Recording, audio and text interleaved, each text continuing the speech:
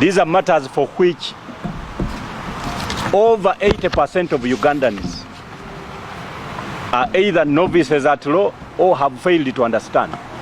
And almost 100% of security agencies have refused to understand.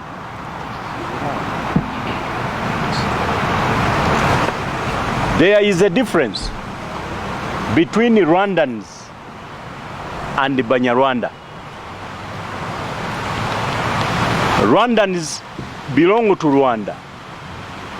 Banyarwanda is one of the indigenous cultural, communities here in Uganda. So what does the Constitution say?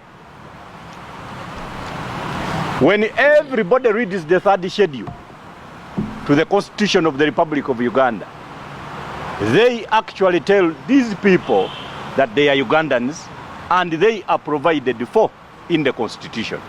I am sure all of you have heard about it. Now that is not the law. A schedule is just a list. The law is what generates a citizen of Uganda. And that law is under Article 10 of the Constitution of the Republic of Uganda. That law states that for one to be a citizen of Uganda by birth, you can be born either in or outside Uganda, it doesn't matter, but either of your parents or grandparents must have been a member of an indigenous community in Uganda as at 1st February 1926. Membership of either of your parents or grandparents to an indigenous ethnic community that existed in Uganda as at 1st February 1926.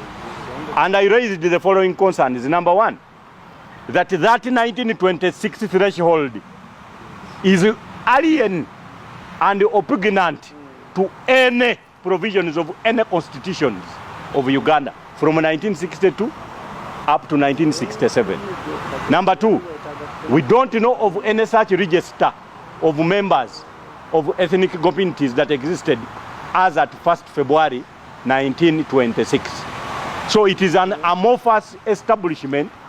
It is a figment of a fertile imagination by members of the Constituent Assembly, a chimera of some sort, that people dreamt of something and placed it in the laws of Uganda, which is unascertainable. We don't have any village in Uganda that had records of membership of any indigenous ethnic community in Uganda. You know exactly what happened on 27th of September when we were going for consultative meeting with the people from Kasanda. We were stopped by police and they stopped us from engaging with our community on this issue, which is very important, of citizenship and the Banyarwanda rights in Uganda. I'm very sure member of media community, you have seen this report which was presented to the Parliament of Uganda, of Uganda Human Rights Commission 2023, listing among the communities that were going to be stateless. Banyarwanda is number one. I've never heard about these other communities, but I'm sure they are there also. You have also seen some of the communications which have been made by immigration and NIDA regarding the mass renewal of national ID, specifically identifying Banyarwanda among the communities which are going to apply for citizenship in this country. First of all, that is very wrong, because Banyarwanda are Ugandan. Naye ateekeka abamalawo.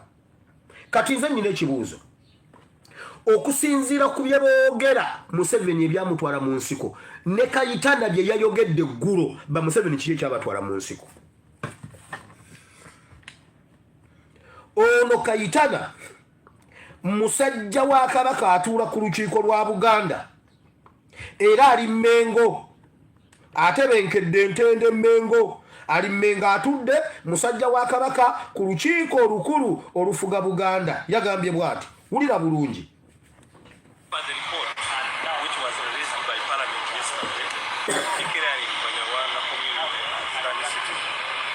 Whether they are decision makers, you know the history of Uganda. This is not the first time Uganda declaring Rwanda stateless on an Uganda. In 82, Obote regime attempted, and you know what happened. We are very confident. What happened? Kati ekyo kye tuba tusookako owulira bwe beewaana okutusala. Museveni bagamba ekyabatwala mu nsiko kubanga Obote yabba obululu bwa DP. Kayitana agamba ekyabatwala mu nsiko Obote kwogera ku Banyarwanda. Obote kwogera ku Banyarwanda nti si Bannayuganda kyekyayiwa omusaayi mu Uganda akabano. Fenga Baganda. We shall crush those enemies as we have done in the past. General Tafire told us at the funeral of Adonia Tiberondwa, which I attended personally because we were very close. And he said that the so-called liberators, liberation fighters or whatever it is, used to wear UPC t-shirts. And they were the ones responsible for shooting people along Bombo Luero Road.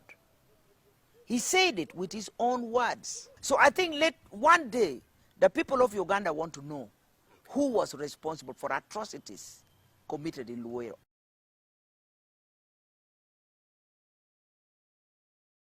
Consistently fed the world with propaganda and TV teams access to investigate the appalling human rights record of the National Resistance Army in northern and eastern Uganda.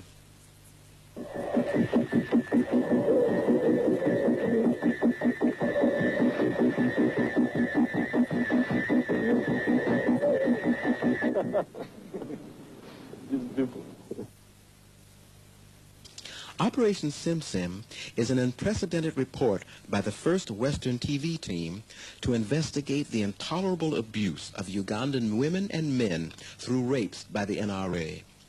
For a long time, the NRA government has been killing political opponents by deploying HIV-positive soldiers to rape them.